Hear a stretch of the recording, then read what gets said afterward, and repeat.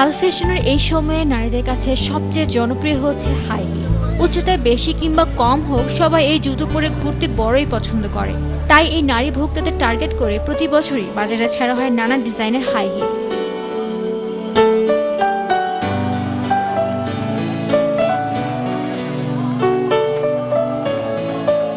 পোশাকের সঙ্গে মানিয়ে সাধারণত কোনো অনুষ্ঠানে অ্যাটেন্ড করার জন্য এসব জুতোই পরেন নারীরা।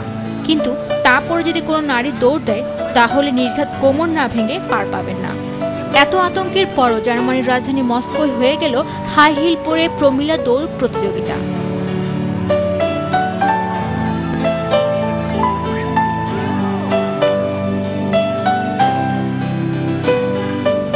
ব্যতিক্রমধর্মী এই দৌড় প্রতিযোগিতার বিশেষত্ব হচ্ছে প্রত্যেক প্রতিযোগিতায় সকলের পায়ে থাকতে হবে হাই হিল।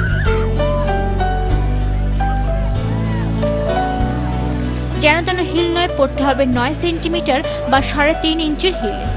আর তা পায়ে গলিয়ে দৌড়াতে হবে 50 মিটার রাস্তা।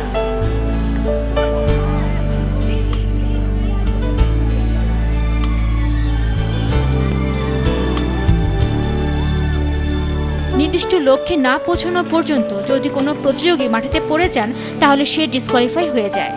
এবারের প্রতিযোগিতায় অংশ নিয়েছেন মারিনা তুকসামশিভা। পুরস্কার হিসেবে পেয়েছেন গ্ল্যামারাস লাইফের সার্টিফিকেট আর 2500 ইউরো।